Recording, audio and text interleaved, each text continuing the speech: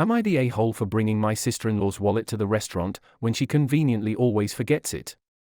My sister-in-law, Amy, always comes to visit from out of town. She stays with us instead of a hotel and always wants to go to expensive restaurants. She always conveniently forgets her wallet or comes up with some excuses as to why she can't pay her share. She has implied that since I make much more money than her, I should be the one to pay. No, not my husband should pay, but me specifically. I do make a fair amount of money, but not so much that I can treat someone every time they come into town. Nonetheless, in the past, I have just paid the bill and asked her to pay me back. She never has. She had made a reservation at an extremely expensive restaurant last night, and before we left, I made it clear that I wouldn't be paying her bill. This is where I might be the a-hole, and I'll admit I got this move straight from an episode of 2.5 Men. As we were leaving, her and my husband went to the car. I pretended I forgot something and went back inside. I found her wallet sitting right on top of her suitcase. I put it in my purse, and we went to the restaurant. When we were done eating, I asked for separate bills. She said no, we need one bill, because she forgot her wallet again. I reached in my purse and said, "This wallet." She was extremely furious. She said that I should not have touched or grabbed her wallet. So am I the a-hole for taking her wallet and bringing it to the restaurant? Edit, Amy just called me, she saw this post and she yelled at me for badmouthing her on the internet. Honestly, I don't care. Amy, hopefully reading all these comments is a wake-up call for you. The OP is not the a-hole for bringing her sister-in-law's wallet to the restaurant, because her sister-in-law has repeatedly taken advantage of her, by conveniently forgetting her wallet and making excuses to avoid paying her share of expensive meals. It's unfair for the sister-in-law to expect the OP to foot the bill every time they go out to eat, especially since the sister-in-law has implied that it's the OP's responsibility to pay. By taking the wallet to the restaurant, the OP was simply ensuring that her sister-in-law would finally have to take responsibility for her own expenses. However, the method that the OP used to bring attention to the issue may not have been the best approach. She could have had a conversation with her sister-in-law beforehand about her expectations, and how she feels about always being expected to pay. She could have suggested that they choose less expensive restaurants, or alternate who pays for meals.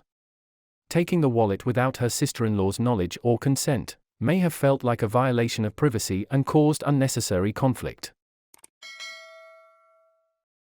Am I the a-hole for not taking down my video that was a gift from my best man?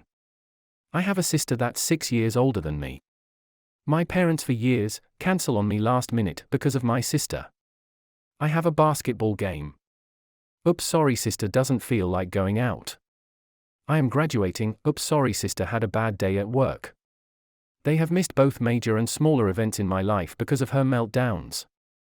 I met the love of my life. We decided to tie the knot. From the beginning, I told my parents how I am worried my sister will ruin another special moment in my life. My mom told me over and over again it would not happen. The day of my wedding, I received a voicemail from my mom saying they couldn't come because my sister's dog was sick and she was upset. I was hurt. My best man, however, is a jokester. He took my phone, then went to my fiancée and asked if he could post a video of our wedding as a gift on social media. She loved his idea. I had no idea about it until I came home. Our honeymoon was at a lakeside cabin. No cell service. The post caption was, "My best friend. He is an amazing person even if his parents never showed up for him." Video was still pictures of us next to her parents, me on the dance floor, cutting the cake. Where you would normally see both parents in wedding pictures. The sound behind the video was my mom's voicemail explaining how they couldn't come because my sister's dog was sick. I came home a week later to hundreds of messages. Family members from both sides insisting I take it down. I was told my sister hasn't stopped crying. My mom is refusing to leave the house. I may be the a-hole here. I didn't take it down when I got my messages. I didn't call my family back right away. I waited until my vacation time was over at work and enjoyed my time with my wife, in our new home, before I contacted anyone. My dad told me to take down the video.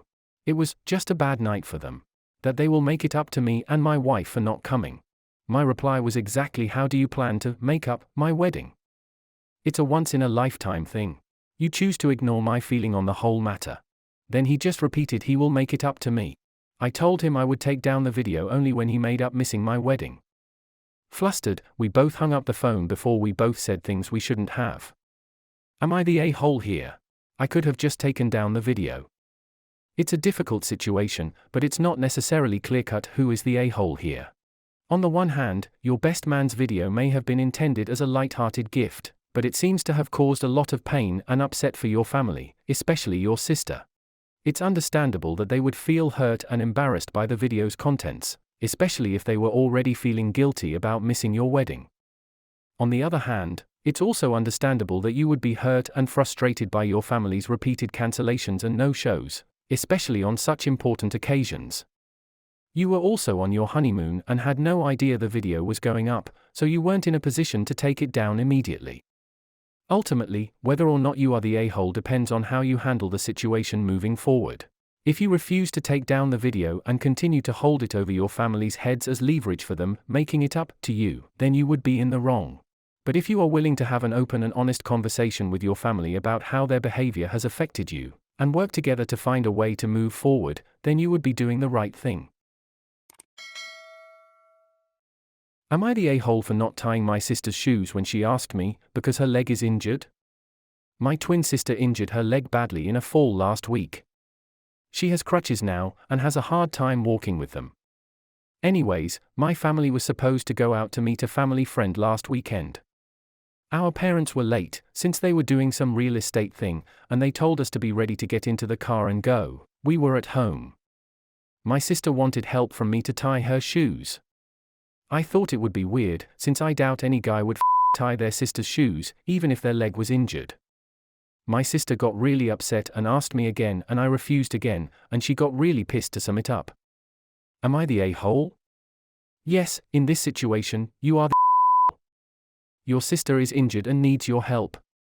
It's not weird for a sibling to help another sibling in need, regardless of gender. Refusing to tie her shoes, especially when she is struggling to do so herself, is unkind and shows a lack of empathy. It's important to support each other during difficult times, and this is a small but significant way you could have shown support for your sister.